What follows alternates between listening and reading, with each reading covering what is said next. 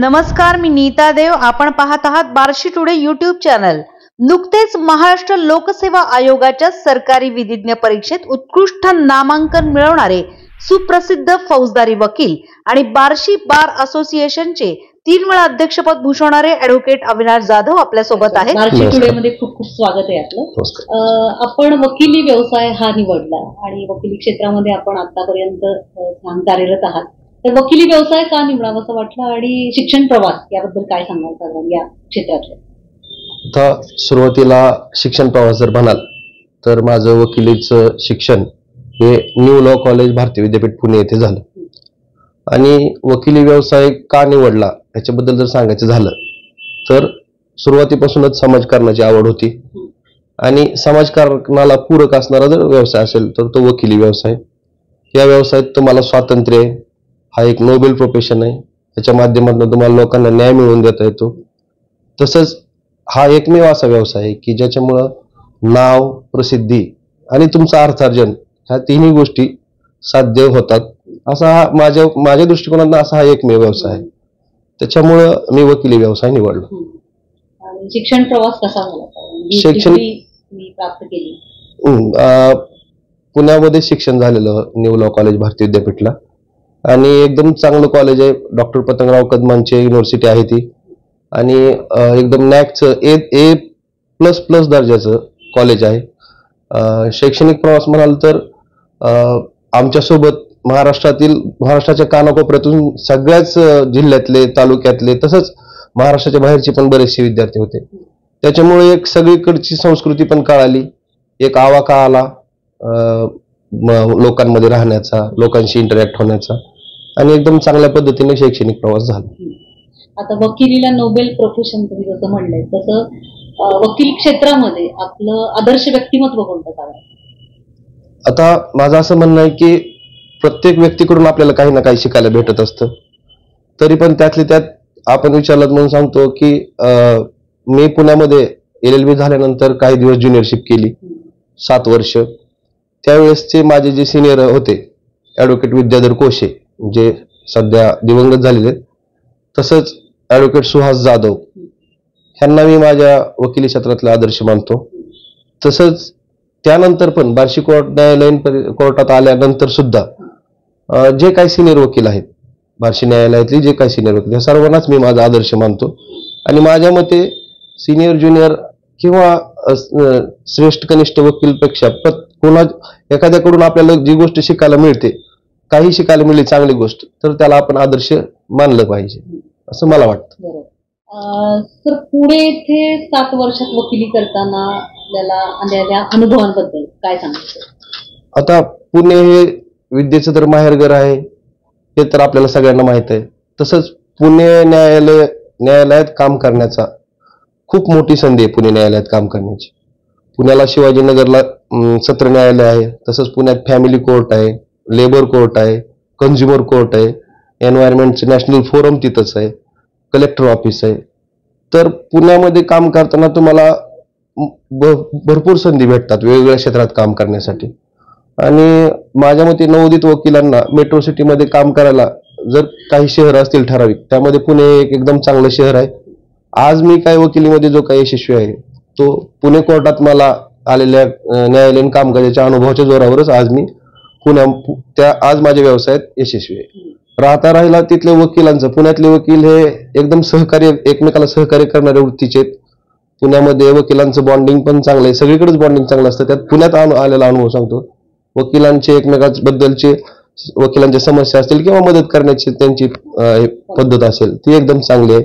आणि पुणे कोर्टातील हे ते दिवस मी आयुष्यात कधीच विसरू शकत नाही किंवा पुणे शिवाजीनगर न्यायालयाला कधीच विसरू शकत नाही, कारण आज मी जो आहे तो पुणे न्यायालयाच्या अनुभवाच्या जीवावरच आहे. आता इतक्या सगळ्या महानगरामध्ये एवढ्या सगळ्या फॅसिलिटी होत्या, अनुभव प्रदीर्घ होता, तरीही 2014 साली तुम्ही बार्शीमध्ये आला, तर काय यावं वाटलं पुण्यातून परत बार्शी? आता 2014 साली बार्शी येथे अतिरिक्त जिल्हा व सत्र न्यायालय स्थापन झालं 3 तालुक्यांसाठी, माढा, करमाळा आणि बार्शी. या 3 तालुक्यांसाठी अतिरिक्त जिल्हा व सत्र न्यायालय स्थापन झालं. तर त्या दृष्टिकोनातनं बार्शीमध्ये काम करण्याची मोठी संधी होती, कारण ह्या 3 तालुक्यामध्ये 8 मोठमोठे पोलीस स्टेशन अंतर्भूत होतात आणि मी फौजदारी प्रॅक्टिस केलेली असल्यामुळं माझ्या दृष्टिकोनातून मला हे बार्शीमध्ये प्रॅक्टिस करणं पूरक वाटलं.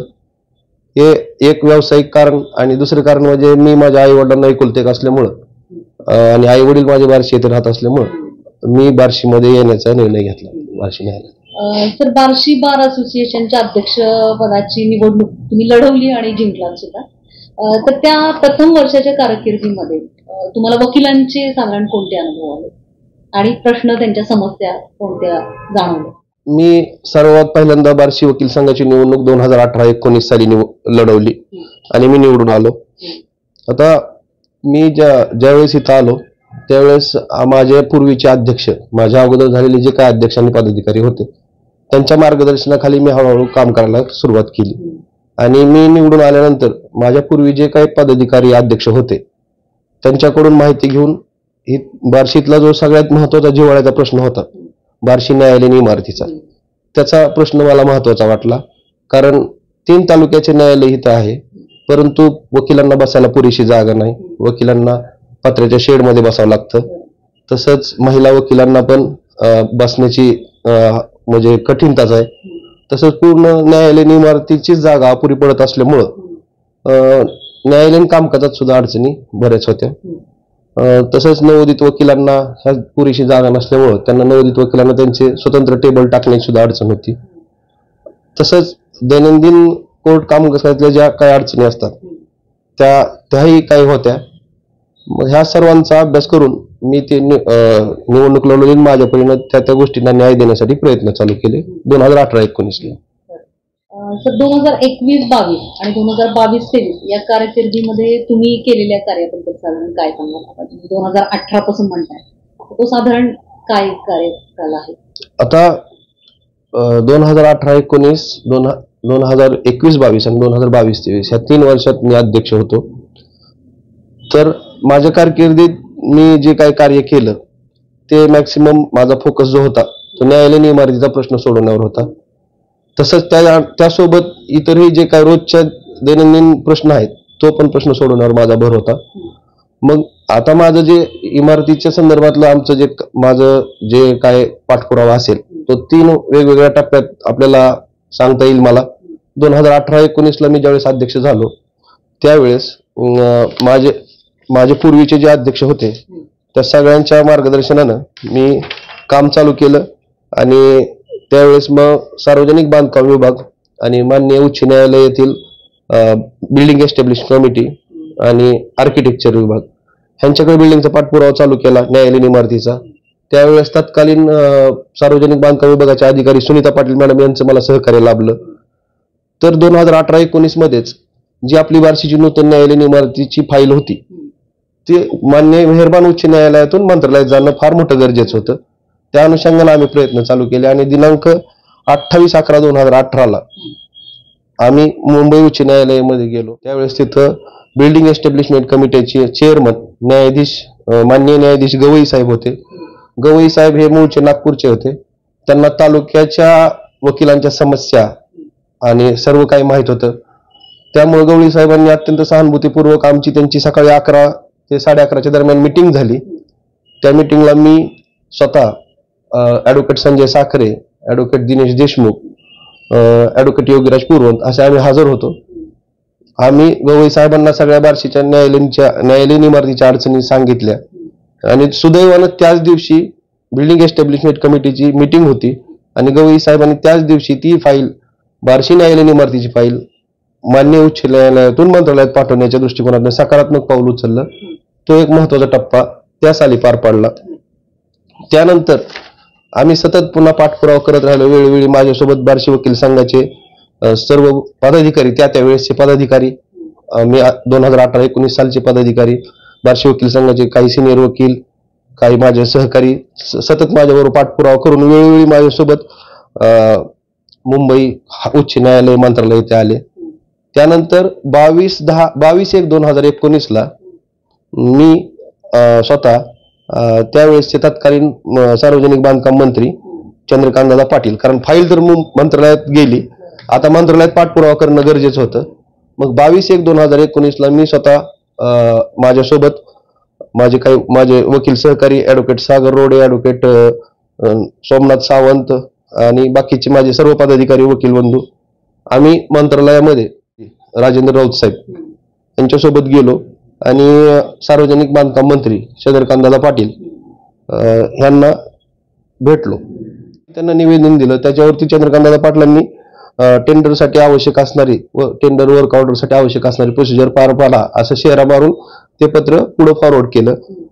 तसा पाठपुरावा चालू होता. पण नेमकं त्याच सालात नंतर लोकसभेचे इलेक्शन आले आणि लोकसभेचे इलेक्शन आल्यानंतर आचारसंहिता लागल्यामुळं त्यानंतर काम थोडे दिवस काही होऊ शकलं नाही, ते पुढे फॉरवर्ड होऊ शकलं नाही.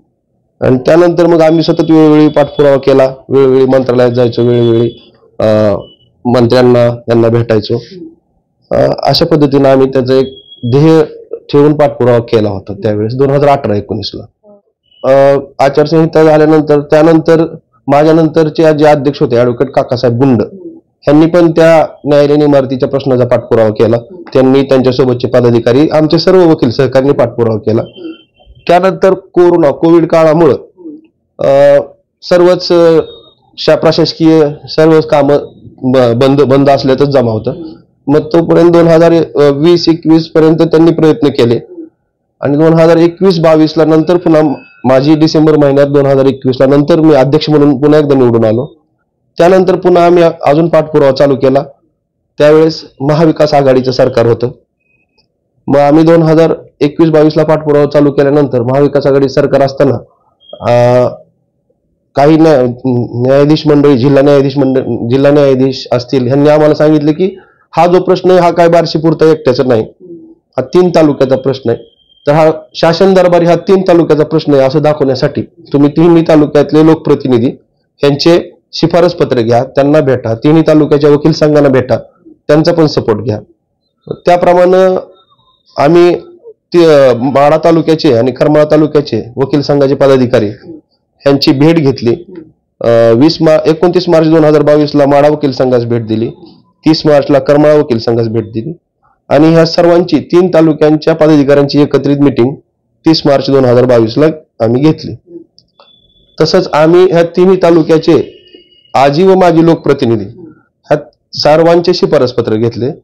त्याच्यामध्ये बार्शीमध्ये आमदार राजेंद्र राऊत साहेबांचं शिफारस पत्र घेतलं, माजी आमदार दिलीप सोपल साहेबांचं शिफारस पत्र घेतलं, माढ्यामध्ये बबनदादा शिंदेचं शिफारस पत्र घेतलं, करमाळ्याला संजय मामा शिंदे आमदार यांचं शिफारस पत्र घेतलं, रश्मी दिदी बागल ह्या पण तिथल्या त्यांचं शिफारस पत्र घेतलं, नारायणआबा पाटील यांचं शिफारस पत्र घेतलं.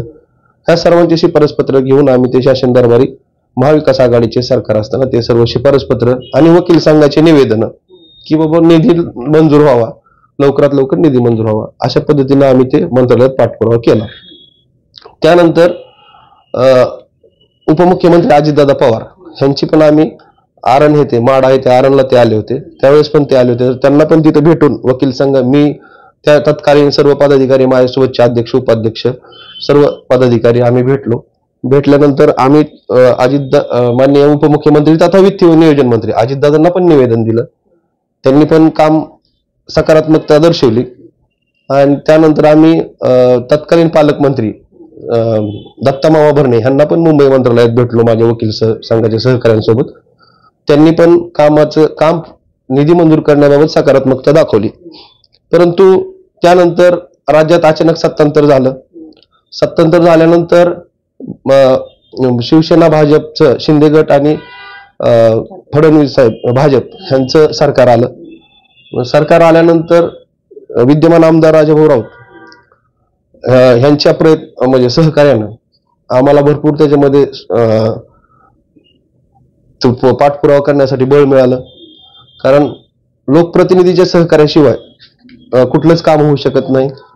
लोकप्रतिनिधी मंत्रालयीन लेवलला लोकप्रतिनिधींचं सहकार्य असेल तरच काम यशस्वी होतात. आता मी आपल्याला एक सांगू इच्छितो की याच्यामध्ये बार्शीच्या दोन्ही लोकप्रतिनिधींचं सहकार्य लाभलेलं आहे. 2014 साली ज्यावेळेस जिल्हा कोर्टाची स्थापना झाली त्यावेळेस तत्कालीन आमदार दिलीप सोपल साहेब यांनी मंत्रालयीन लेवलला भरपूर सहकार्य करून जिल्हा न्यायालय स्थापनेत सहकार्य केलेलं आहे. तसंच विद्यमान आमदार राजाभाऊ राऊत यांनी न्यायालयीन इमारतीच्या प्रश्ना संदर्भात आम्हाला पाठपुरावा करून वेळोवेळी मंत्रालयात वेळ देऊन एकदम चांगल्या पद्धतीने सहकार्य केले आणि त्यांच्या सहकार्यामुळेच आज हे बार्शी वकील संघाच्या न्यायालयीन इमारतीची प्रक्रिया पूर्ण होऊन त्याचे टेंडर पण निघालेलं आहे. एक मोठं पाऊल पडलेलं आहे. त्याच्यामुळे मी लोकप्रतिनिधींच्या आपल्या माध्यमातून त्यांचे पण मी आभार मानतो. तर लोकसेवा परीक्षेचा अनुभव कसा होता? आता मी फौजदारीमध्ये प्रॅक्टिस करणारा वकील असल्यामुळं आणि लोकसेवा आता ज्या काही जागा निघाल्या होत्या त्या सहाय्यक सरकारी वकील ह्या पदासाठी निघाल्या होत्या.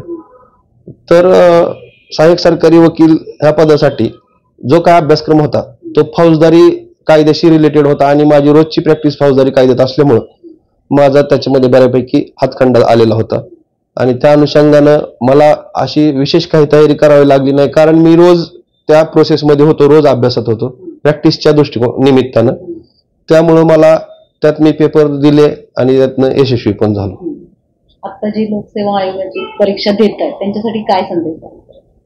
आता जे विद्यार्थी आहेत, वकील आहेत, नवोदित आता त्या लोकसेवा आयोगाच्या वकील म्हणजे विधी व न्याय क्षेत्रात ज्या काही परीक्षा घेतल्या जातात त्यांनी प्रॅक्टिस करत करत ह्या परीक्षा देणं गरजेचं आहे. प्रॅक्टिस मधून आज मला जे काही यश मिळालंय ते मी प्रॅक्टिसिंग होतो त्यामुळे मिळालंय. प्रॅक्टिस करत असताना तुम्हाला प्रॅक्टिकल पण अनुभव भेटतात आणि त्याला थिअरीच्या अभ्यासाची जोड असेल तर मग कुठलीही परीक्षा ह्या क्षेत्रातली द्यायला अवघड जात नाही, यश मिळू शकतं. अध्यक्ष कालावधीमध्ये केलेल्या इतर कार्याबद्दल काय सांगाल? म्हणजे तुम्ही जसं सांगितलं की नोबेल प्रोफेशन आहे वकील आणि समाजसेवेची आवड, याची सांगड तुम्ही छान घातलेली आहे, तर इतर जे कार्य केलेले आहे त्याबद्दल काय सांगाल? आता मी अध्यक्ष असताना आम्ही 2018-19 अध्यक्ष असताना सर्व वकील बांधवांच्या सहकार्यानं आम्ही पाणी फाउंडेशनच्या कार्यक्रमात पण सहभाग घेतला होता. तर पाणी फाउंडेशनच्या कार्यक्रमात आम्ही बार्शी वकील संघाने हिरिरीनं सहभाग घेऊन पाणी फाउंडेशनचं कार्य चिंचोली, बार्शी तालुक्यातील चिंचोली, पिंपरी साखत, सुरडी, धामणगाव, इर्ले आणि माढा तालुक्यातील अंजनगाव, उमाटे ह्या तिन्ही तालुक्यात ह्या तालुक्यातील एवढ्या गावामध्ये आम्ही पाणी फाउंडेशनचं काम केलं होतं. त्यानंतर कायदेविषयक शिबिर, फिरते लोक अदालत, तसंच कायदेविषयक जनजागरण विशेषतः. तर आम्ही 2018-19 कायदेविषयक जनजागरणसाठी वाड्या, वस्त्या, स्लम एरिया ह्याच्यामध्ये जाऊन कायदेविषयक जनजागरण पण केलं होतं. आणि अशा पद्धतीनं जे काही समाज कार्यामध्ये ज्या वेळेस काही गरज लागेल, सहकार्य लागेल, बार्शी वकील संघ हिरिरीनं तो काम पुढे येतो बार्शी वकील संघ त्या बाबतीत. तर बार असोसिएशनच्या अध्यक्षपदाची निवडणूक आहे, तर निवडणुकीत पुन्हा उभारणार का तुम्ही? आणि यामध्ये वकिलांचा आपल्याला कसा प्रतिसाद आहे साधारण आतापर्यंत? वकिलांचा प्रतिसाद मला नेहमीच चांगला राहिलेला आहे. आता निवडणुकीत उभं राहायचा जो प्रश्न आहे तो निर्णय काय माझ्या एकट्याचा नाही, मला माझ्यासोबतचे सहकारी सिनियर वकील यांच्याशी चर्चा करून तो निर्णय घ्यावा लागत असतो दरवर्षी. तर आताच त्याबाबत मी काय सांगू शकत नाही, तो नंतरचा विषय आहे. तर महिला वकिलांच्या तुम्ही जसं मग सांगितलं की इमारत नूतनीकरणचा महिलांना पण फायदा होणार आहे, तर साधारण समस्या कोणत्या जाणवल्या आणि त्या सोडवण्याचा प्रयत्न तुम्ही कशा पद्धतीने केला होता अध्यक्षपद जेव्हा तुमच्याकडे होतं तेव्हा? आता बार्शी न्यायालयीन परिसरात पुरुष वकिलांनाच एवढ्या समस्या होत्या की जागा अपुऱ्या असल्यामुळं. तर महिला वकिलांचे तर त्याच्या पुढचा प्रश्न होता. महिला वकिलांना पण बऱ्याचशा समस्या होत्या, त्यांच्यासाठी स्वतंत्र टॉयलेट्स वगैरे काय उपलब्ध नव्हते. त्या तर समस्या झाल्याच, प्लस महिला वकिलांना थोडंसं आश्वासक वातावरण पण पूर्वीपासून होतं, अजून जास्त आश्वासक वातावरण निर्माण व्हावं ह्यासाठी आम्ही प्रयत्न केले. मी माझ्या नंतरचे जे अध्यक्ष होते 2018-19 नंतर, त्यांच्या कारकिर्दीत महिला वकिलांसाठी एक सेपरेट बार रूम बांधले. त्यावेळेस बार्शी वकील संघाचे सदस्य आणि तत्कालीन नगराध्यक्ष ॲडव्होकेट आसिफभाई तांबोळी यांनी जास्त पुढाकार घेतला होता, त्यांचंही सहकार्य लाभलेलं आहे. आणि ह्या सगळ्या महिला वकिलांच्या समस्या म्हणजे ह्या मेजर समस्या त्यांची तेवढ्याच होते की म्हणजे त्यांना बेसिक गोष्टी पासून सुद्धा वंचित राहावं लागत होतं. पण सर्वच जण त्यासाठी प्रयत्न करतायत. आता ही न्यायालयीन इमारतीचं टेंडर वगैरे निघाले. न्यायालयीन इमारत झाल्यानंतर स्वतंत्र महिला कक्ष होणार आहे. सर्व महिला वकिलांच्या कसल्याही अडचणी पुन्हा त्याच्यामध्ये राहतील असं मला वाटत नाही. वकील हे प्रोफेशन तुम्ही स्वतःच्या आवडीमुळे निवडलेलं आहे, समाजसेवेची पण तुम्हाला आवड आहे, तर साधारण काय सांगाल वकील आणि पक्षकार काय भूमिका असते वकिलाची? तर वकील हे असं क्षेत्र आहे की ह्याच्यात तुम्ही काम करत राहा, तुम्हाला पैसे आपोआप मिळतील. तुम्ही फक्त पैशाच्या मागे जाल तर ते पण संयुक्तिक नाही. वकिलीत काम करत गेलं तर पैसा आपोआप मिळत राहतो. आता प्रत्येक वकील हा त्याचं काम प्रामाणिकपणेच करत असतो. पक्षकाराला कसा त्याला न्याय देता येईल हेच बघत असतो.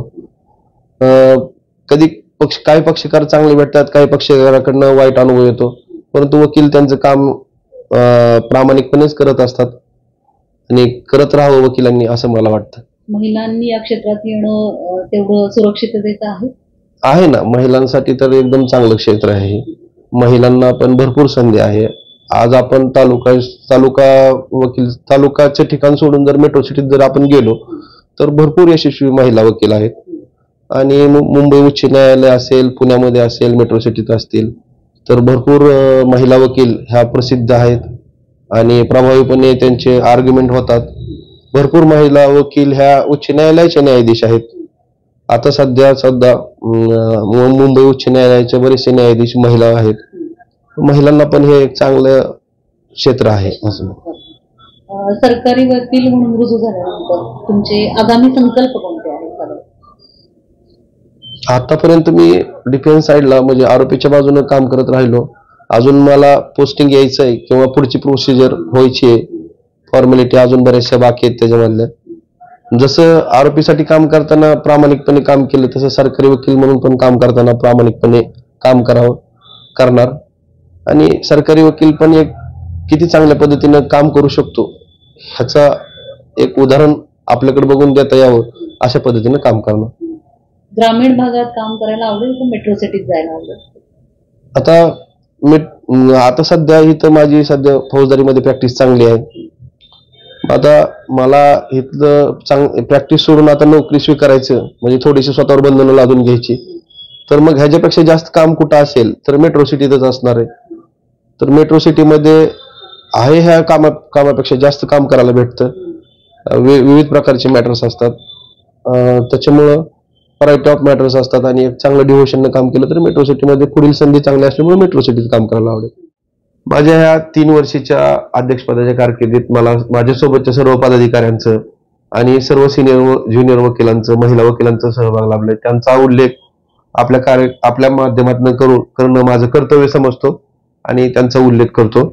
ॲडव्होकेट BD पाटील साहेब, ॲडव्होकेट SD पाटील साहेब, advocate PR Karanjkar saheb, advocate GD Galande saheb, advocate Vilas ठोकळे साहेब, ॲडव्होकेट जगन्नाथ कोरके पाटील साहेब, ॲडव्होकेट शिवाजी जाधव साहेब, ॲडव्होकेट मोहन जाधव साहेब, ॲडव्होकेट अच्युत देशपांडे साहेब, ॲडव्होकेट BN चव्हाण साहेब, ॲडव्होकेट RR शेळके नाना, advocate PD Ubale, advocate Barvakar साहेब, ॲडव्होकेट महादेव धस साहेब, ॲडव्होकेट सहदेव गुंड साहेब, ॲडव्होकेट प्रदीप ठोकळे साहेब, ॲडव्होकेट MA शेख साहेब, ॲडव्होकेट सुभाष जाधवर साहेब, ॲडव्होकेट अनिल पाटील साहेब, ॲडव्होकेट अशोक मोरे पाटील साहेब, advocate Kishor Shelar saheb, advocate Dattatray Tikte saheb, advocate दिवंगत PH Gore saheb, advocate VC Londhe sir, advocate MB Dharurkar saheb, advocate VB Inamdar साहेब, advocate VB Naikanware Tatya,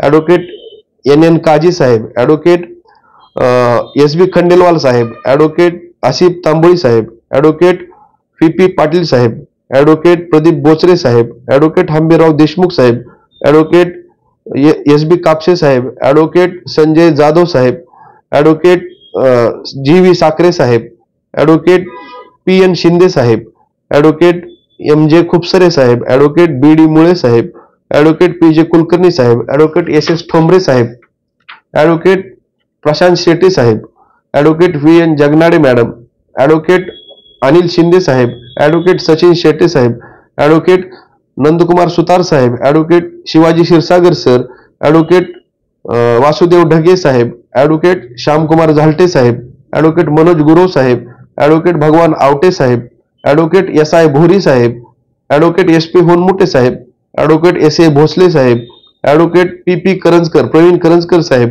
advocate Pranali Shette madam, advocate Jayashree Ghodke madam, advocate Dineshji Shrishrimal, advocate RM Misal madam, advocate Sandeep Kulkarni saheb, advocate Ravindra Vaidya साहेब, advocate Nandkumar Patil साहेब, advocate Sambhaji Patil साहेब, advocate Mukeri madam, advocate Vikas Jadhav साहेब, advocate Kaka Gund साहेब, advocate Rajeshree Dambare madam, advocate Shivaji Jadhavar saheb, advocate Shailesh Nimbalkar साहेब, advocate Pravina Patil madam, advocate Somnath Sawant साहेब, advocate Sumant saheb, advocate AD Bhosale saheb, advocate Kishor Karde saheb, advocate Dinesh Deshmukh साहेब, advocate Janardan Jadhavar saheb, advocate Ratnamala Patil madam, advocate Padmakar Katmore saheb, advocate Rahul Zalte saheb, advocate Ashok Shah saheb, advocate Vikram Agale saheb, advocate Rameshwar Golwe saheb, advocate Sunil Patil साहेब, advocate Sachin Kokate saheb, advocate Ranjit Gund साहेब, advocate Pramod Lokhande साहेब,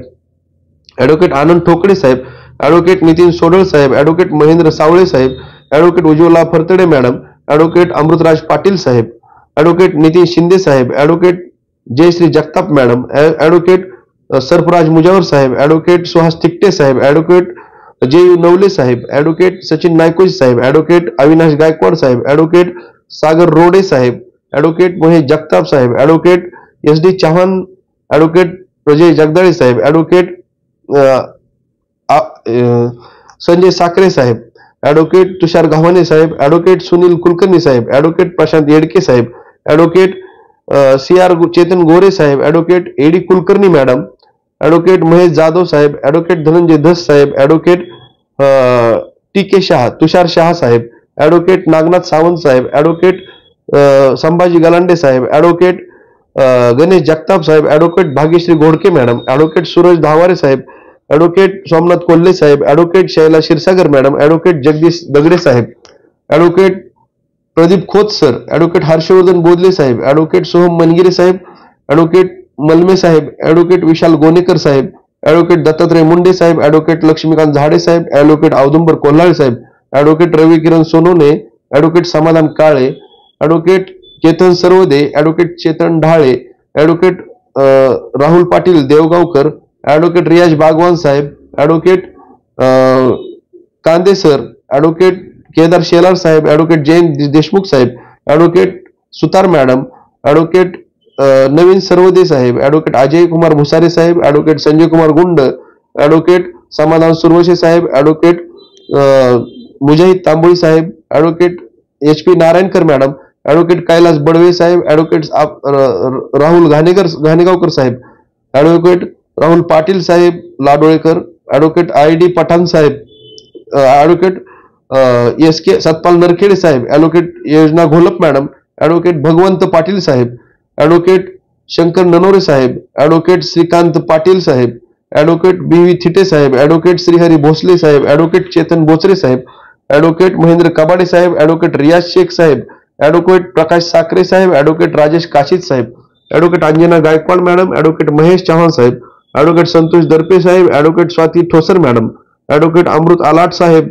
Amol Alat saheb, advocate Sharad Zalte saheb, advocate JY Darade madam, advocate P Sutkar madam, advocate Deokar madam, advocate Sandeep Bhosale saheb, advocate Sanket Laxshetti saheb, advocate Ganesh Bhalekar, advocate Vikram Jadhav साहेब, advocate SV Chipade saheb, advocate Premlata Dukare madam, advocate Aniket Tayde saheb, advocate Jagdish Sakhare saheb, advocate Somnath Kashid साहेब, advocate Tarke madam, advocate PM Palange, advocate Meghraj Adke saheb, advocate Moreshwar Kamble साहेब, advocate Pradnya Munde madam, advocate Narendra Ghodke साहेब, advocate Gayatri Dongre madam, advocate Rajeshree Supekar madam, advocate Kirtikumar Raut saheb, advocate Prajakta Awachar madam, advocate Samadhan Gund साहेब, advocate Kailas Karde saheb, advocate Sanjay Kokate saheb, advocate Rahul Kasbe साहेब, advocate Supriya Gund Patil madam, advocate Ganesh Kale saheb, advocate Khamgaonkar saheb, advocate Vrushali Waghbare madam, advocate Yogesh Patil साहेब, advocate Akshay Patil साहेब, advocate Ajit Gavhane saheb, advocate Vikram Sawale saheb, advocate Sajid Bagwan saheb, advocate Mahesh Dharashivkar saheb, advocate Daivashala Jadhavar madam, advocate BC Tupe saheb, advocate Maske V Maske साहेब, advocate Vijay Kulkarni saheb, advocate Rohit Ghodke साहेब, advocate Tamboli saheb, advocate Anil Kaldate saheb, advocate Akshay Kurund saheb, advocate Usha Pawar madam, advocate Anant Maske साहेब, advocate Suhas Kamble साहेब, advocate Aniket Gund साहेब, advocate SP Pawar madam, advocate Kedar Pawar साहेब, advocate Ramesh Chavan साहेब, advocate Nitin More साहेब, advocate Ganesh Phavde साहेब, advocate Vijay Surve साहेब, advocate MR घाडगे साहेब, advocate Aarti Nagraj Shinde साहेब, advocate Archana Waghmare साहेब, advocate Monika Jagdale madam, advocate Pradnya Patil madam, advocate Pawan Sawant साहेब, advocate Vinayak Mali साहेब, advocate Aniruddha उत्पात साहेब, advocate Azam Shaikh साहेब, advocate Bharat Gadge साहेब, ॲडव्होकेट सरफराज इनामदार साहेब, ॲडव्होकेट केदार घेवारे साहेब, advocate Nilesh Bhalerao, advocate SP Shah madam, advocate Shrikrishna Jadhav साहेब, ॲडव्होकेट अजिंक्य पुराणिक साहेब, ॲडव्होकेट राजकुमार गुंड साहेब, ॲडव्होकेट सुदर्शन सोनवणे साहेब, advocate Jyoti Dive madam, advocate Ganesh Tambare साहेब, ॲडव्होकेट प्रशांत शिंदे साहेब, ॲडव्होकेट SM फरतडे सागर फरतडे साहेब, advocate Diksha Palse madam, advocate Akshay Jagtap साहेब, ॲडव्होकेट रणजित मोहिते साहेब, advocate Akshay Ranmal साहेब, advocate Preeti Hansate madam, advocate Pramod Jadhav साहेब, advocate Sachin Kiratkudve साहेब, ॲडव्होकेट अमोल कुदळे साहेब, ॲडव्होकेट दयानंद घोडके साहेब, ॲडव्होकेट अविनाश वैद्य साहेब, ॲडव्होकेट केदार पवार साहेब, ॲडव्होकेट गणेश हंडे साहेब, ॲडव्होकेट आकाश कसबे साहेब, advocate Neha Dahaware madam, advocate Vaibhav Deshmukh साहेब, advocate Uday Chavan साहेब, advocate Dheeraj Kamble साहेब, advocate Swapnil Khandagale साहेब, ॲडव्होकेट अक्षय बिडबाग साहेब, ॲडव्होकेट आकाश तावडे साहेब, ॲडव्होकेट मोहम्मद लांडगे साहेब, ॲडव्होकेट कृष्णा जाधव, ॲडव्होकेट पांडुरंग अंधारे साहेब, ॲडव्होकेट औदुंबर सुरवशे साहेब, ॲडव्होकेट अमोल पलंगे साहेब, ॲडव्होकेट अक्षय काशीद साहेब, ॲडव्होकेट विशाल पाटील साहेब, advocate SS Kore madam, Kore Bhadule madam, advocate Prasanna Naik Nore साहेब, advocate Manisha Kakade madam, advocate Vandana Gaikwad madam, advocate Abhijit Anil Patil साहेब, ॲडव्होकेट विनोद संजय पाटील साहेब, advocate Sahil Tupere साहेब, advocate Ganesh Baburao Andhare, advocate Vandana Sahebrao Gadekar madam, advocate Sachin Vishnu Raut, advocate Bhausaheb Babasaheb Bhau Wadve साहेब, advocate Anjali Bondar madam, advocate Rushikesh Milind Khupsare साहेब, advocate Amrapali Waghmare madam, advocate Kishor Shrimant Chaudhari साहेब, advocate Irfan Hamid Shaikh. जर कुणाचं नाव राहिलं असेल चुकून तर त्याबद्दल पण आपल्याला माफी मागतो. सर्वच वकील संघातल्या सर्वच सदस्यांचं, सिनियर पासून ज्युनियर सदस्यांचं, महिला वकिलांचं, सर्वांचं इतकं सहकार्य आणि इतके आशीर्वाद लाभलेले आहेत की त्यांच्याच आशीर्वादामुळं आणि सहकार्यामुळं आज मी जे काय मला राज्यसेवा परीक्षेमध्ये सुद्धा त्यांच्या सहकार्यामुळे आशीर्वादामुळे यश मिळालेलं आहे. तसंच मला ॲडव्होकेट BN हंडीबाग साहेब, त्यानंतर ॲडव्होकेट प्रणाली शेटे मॅडम, त्यानंतर ॲडव्होकेट योजना घोलप मॅडम, तसंच ॲडव्होकेट सुशांत चव्हाण साहेब यांचं पण वेळोवेळी सहकार्य लाभलेलं आहे. सर्वांचं सहकार्य लाभलेलं आहे, कारण कुठलंही चांगलं काम करायला गेल्यानंतर सर्वच बार्शी वकील संघातले सर्व सदस्य त्याला सपोर्टिव्ह राहतात. हे बार्शी वकील संघाचं वैशिष्ट्य आहे.